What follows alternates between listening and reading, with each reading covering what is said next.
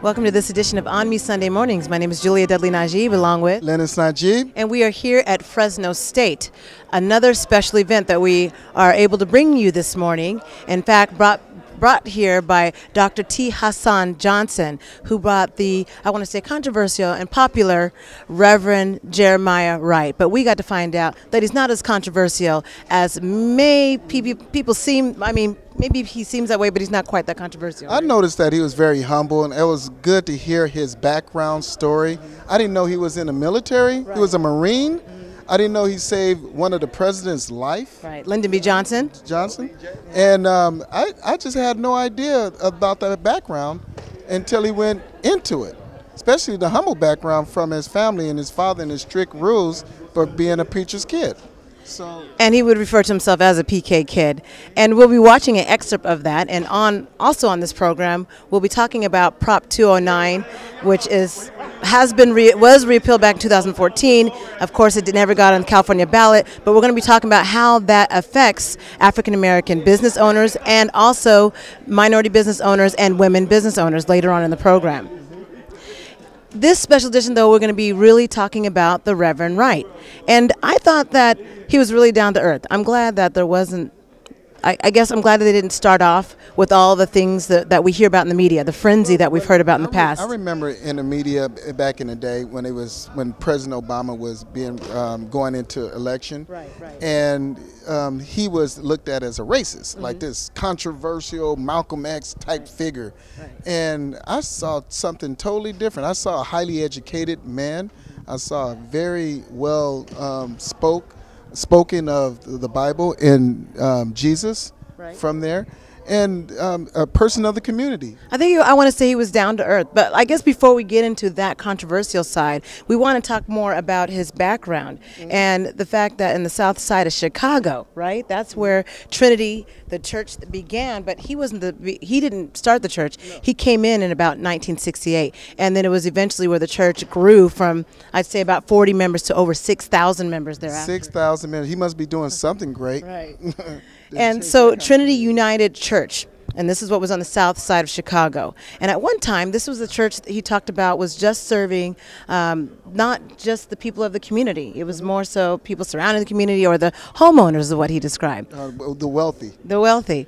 We got to hear that history, and I like that it was intermingled with black history. He talked about the Black Power movement and how in 1972, then the church kind of dwindled down, didn't it, to just a couple of members. It went from 400 members to 87 members. He mentioned that some of the members went on to the Nation of Islam, some of the members went on to the Pan-African groups, and just went into different segment of groups because they didn't like what they was hearing. It was, he gave a perfect example. It was like taking someone to a funeral. Right. So they had to change that up, you know. And he also talked about how you had more blacks that became very conservative, and so what they decided to do was then finally start to appeal to the people that lived in the surrounding areas. Well, they have tutoring services there. They have daycare services, and they combine it based on their income. If the income was very low, some of the services was free.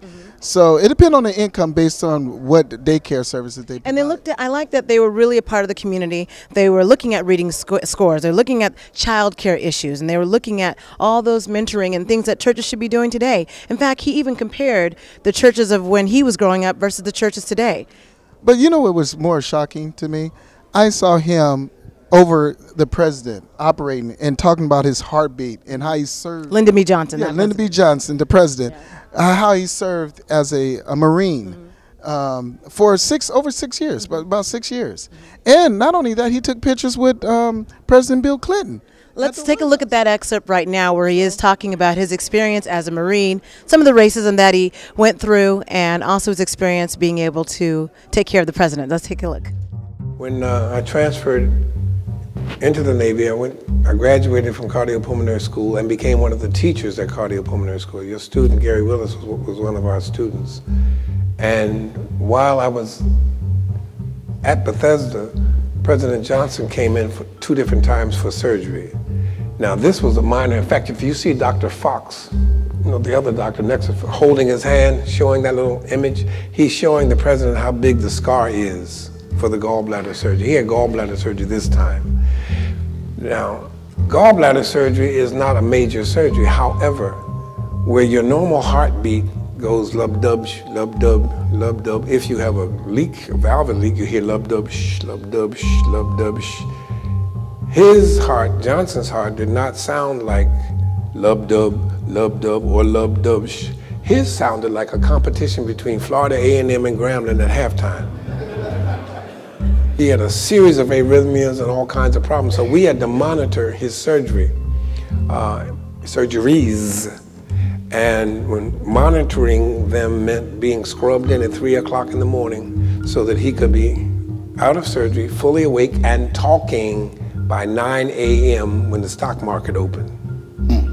You don't want the stock market opening with the president unconscious or semi-comatose. You want him having a logical conversation with the press who's going to be there. How were black soldiers in this medical arena treated? What experiences did you have in regard to race? Well, in cardiopulmonary school, and that's the National Naval Medical Center.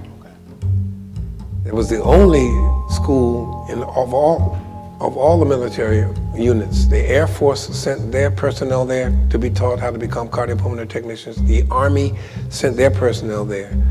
And the Navy, Marines don't have corpsmen outside of the Navy corpsmen, so they would send their medical personnel there to learn cardiopulmonary technology. The racism there was much more subtle. In fact, I had to tell Gary Willis, just because they don't call you a nigger don't mean they don't think you is one.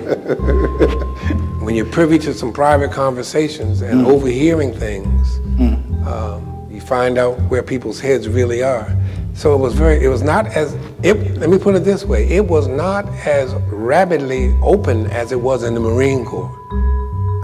First of all, I was 2 classes behind at Parris Island, where the drill instructor marched those guys out into the swamp and killed them. So, at Parris Island, South Carolina, Yamasee, South Carolina, for 16 weeks, I had been called 43 niggas. I counted them. I dare you to say something, nigga.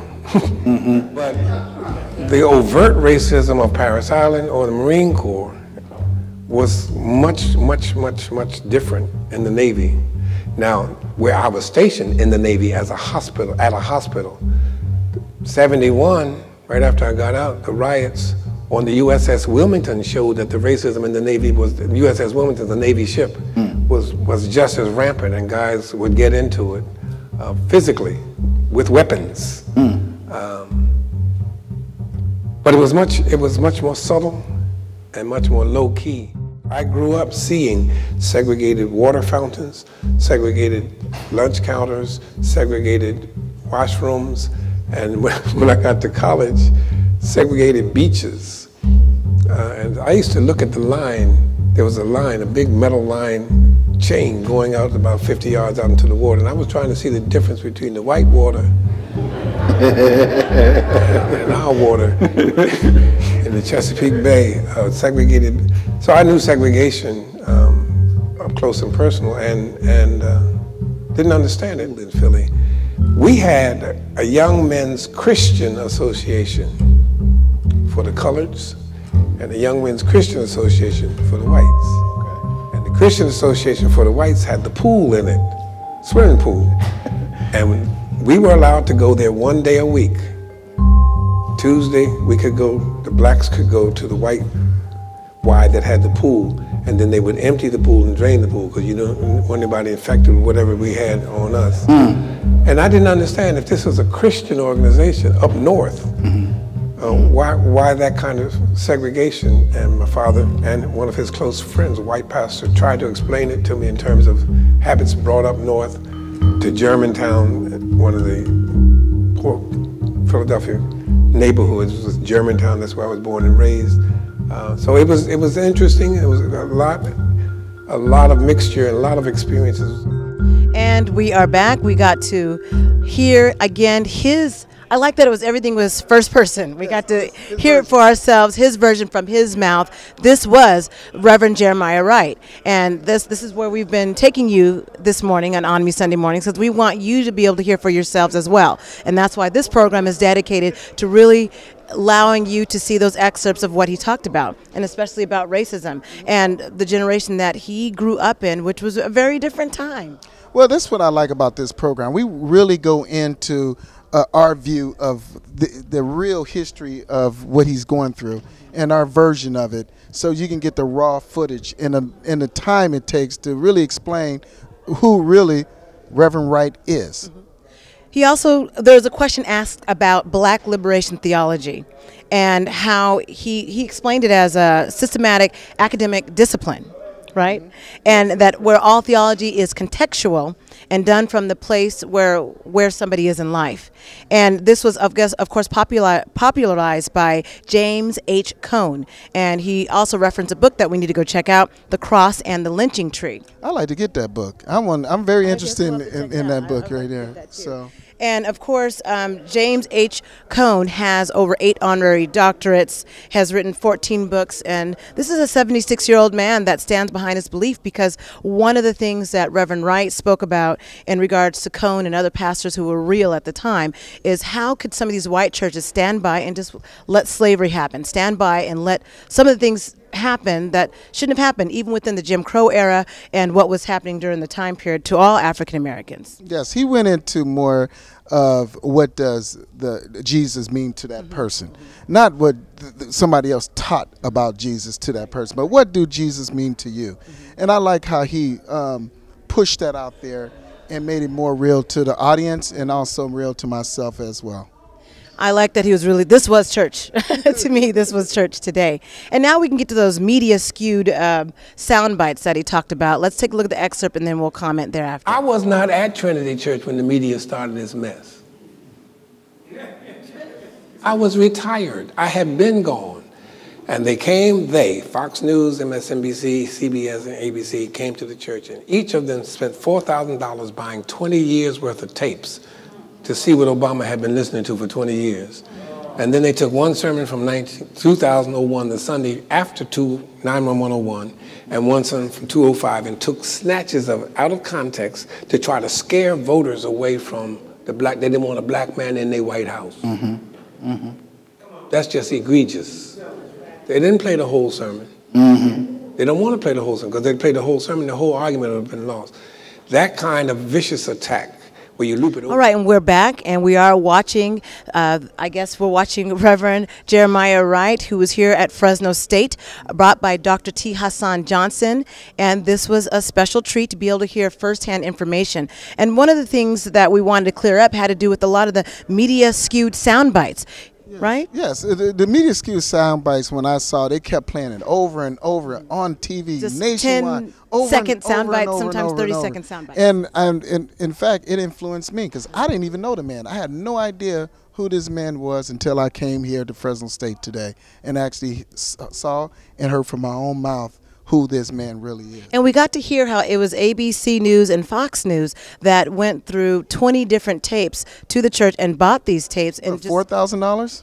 I think that's what it was. Was yeah, that the amount? $4,000, and bought those tapes so that they could play those sound bites.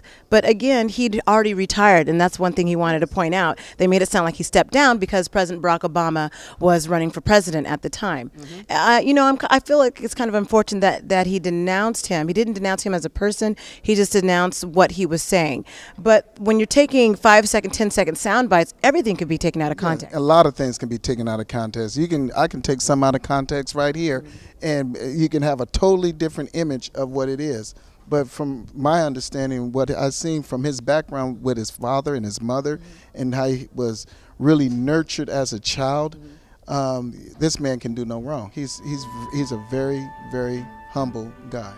And after the break, we want to take a look at some of the audience questions that Reverend Jeremiah Wright addressed, and we'll have some comments about that as well. You're watching ONME Sunday Mornings. My name is Julia Lennice, along with Lennice Najib. We'll be right back.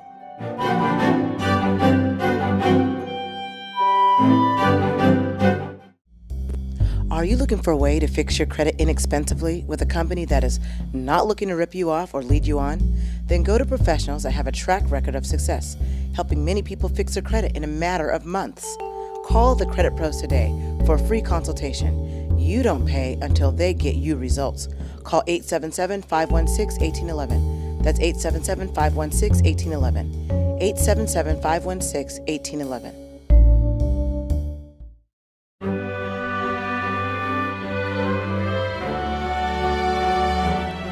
Welcome back to ONME Sunday Mornings. My name is Julia Lennice, along with Lennice Najee. And we are here at Fresno State, where Dr. T. Hasan Johnson has brought the very popular, and some would refer to him as infamous, Reverend Jeremiah Wright. However, it seems like he's very famous if we look at how he was today and who he really was. We got to see the man.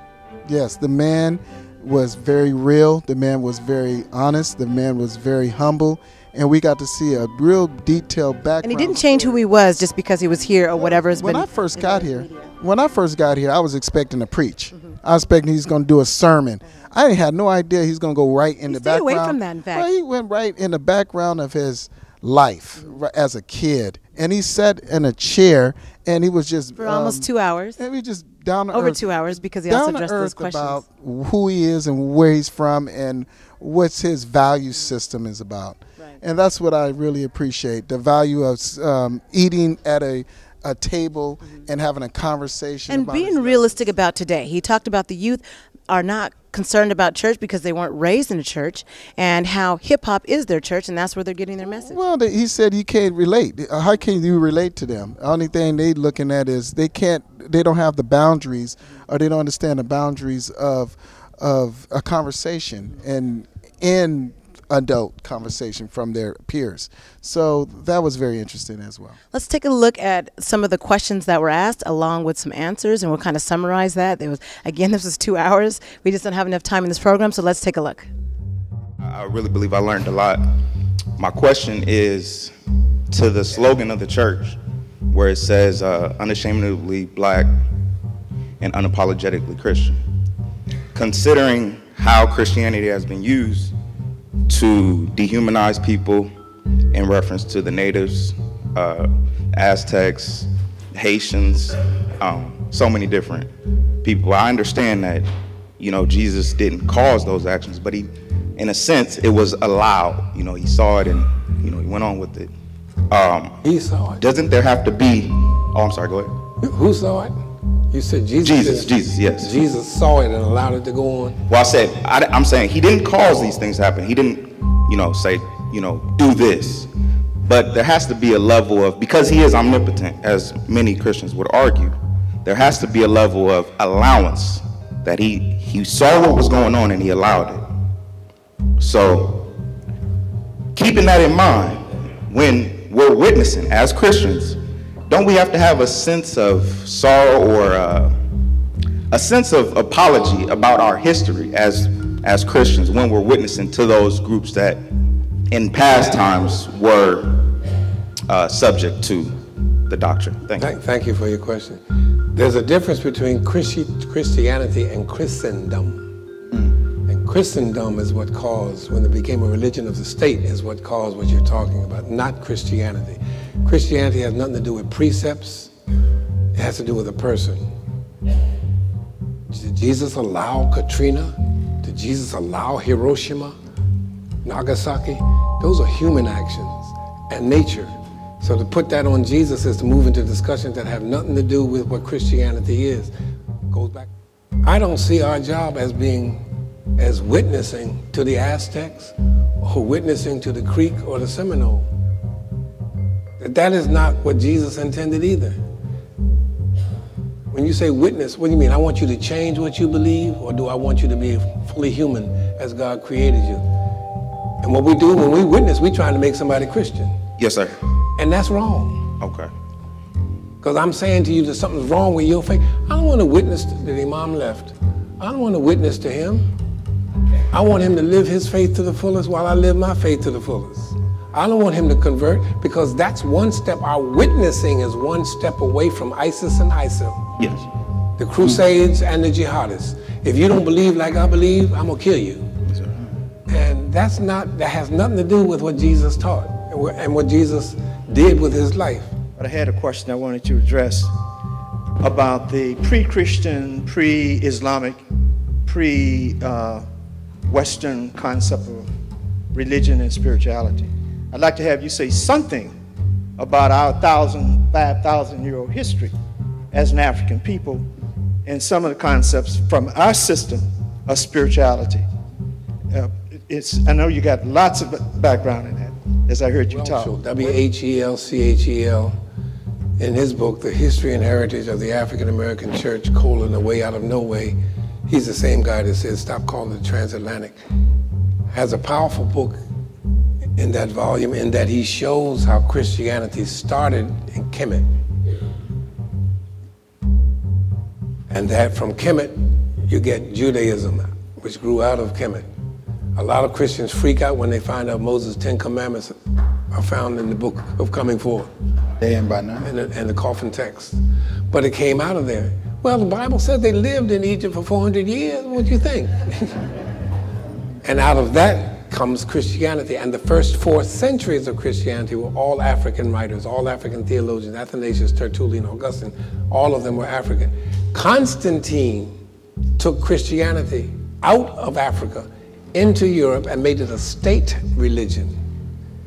The Nicene Creed, the Council of Nicaea was not called by the bishops of the church, it was called by the state and they made it a state religion. And Wilson argues from that point on it had nothing. When you take it away from its foundation, which is African religion, and when you take it away from its founder, who was African, it ain't had nothing to do with Christianity ever since. It ain't had nothing to do with Jesus. I do hope that the tape of this will be played in both African Studies, U.S. History, and religion classes. It's very educational. California, brought by Dr. T. Hasan Johnson, as well as Fresno State, and there were a number of sponsors that he mentioned off. In fact, we definitely want to be back for Kool Moe Dee. So Dr. T. Hasan will be featuring Kool Moe Dee. If you don't know who that is, look him up.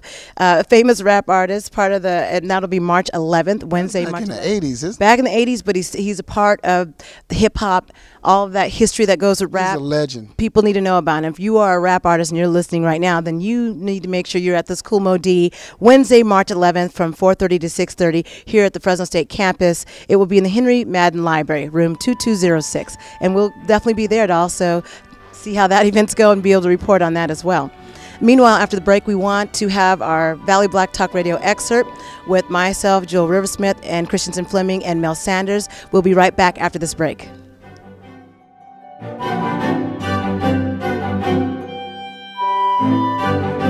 Do you have a structured settlement from a settled lawsuit? Are you currently getting regular payments from an insurance company for that settlement?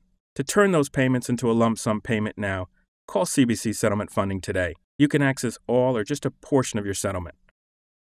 To learn more about getting your money now, call us at 1-800-307-2065 for a free, no-obligation offer. Again, that's 1-800-307-2065.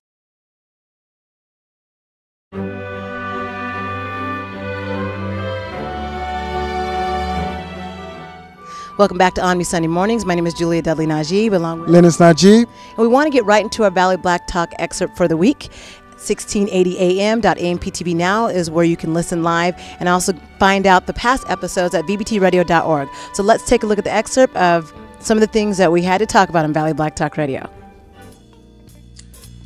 What's the good side of this water rate? Besides the infrastructure repair and those kinds of things and treatment plants being built, can you foresee anything else happening positive?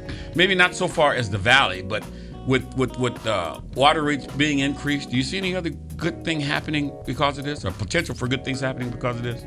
You mean other than better water quality? Related to water? I'm hoping I get a better water quality. How about this? It's very expensive to take ocean water and convert it to drinking water. Correct. But the more you increase the price of water that supposedly is already ready for drinking, may make it more feasible for them now to say, what's it called, salination or desalination? Desalination, yeah. It may make it profitable now for places, particularly along the coast, to now start saying, well, maybe we need to just start, doing our clearing our own water, taking care of our own. What's that look mean, Joe? What does that mean? You don't like fishy water? Is that what? No, the thought I mean, when you people say, "Oh, the sea is vast and endless," the sea is not endless. And when you think of how many millions upon millions of people there are in the world, I just don't think that we should count on desalinizing the seas. I mean, why not? Because we need them. We need the water to stay where it is. Why? Water's not going to go anywhere. The same water that was here from creation, if you believe in creation, is still the same water that's here now. I know, but if we start drinking that water up, where's it going to go? Like draining a It lake. goes right back through and goes right back out again. Water is not anything that just look. Here's my thing. Evaporates in the thin air. No, it goes back. It's going to go into our bodies and back out again. Yeah, that's why they're building the treatment plants. I know, but I don't think I'm for that. You know, when you start messing with stuff, see, we do this, right? We say, oh, we got to get rid of, there's too many foxes. We got to get rid of all these foxes. Open season on foxes. And then you get rid of all the foxes in an area, and then you find out. A bunch of ugly girls. I'm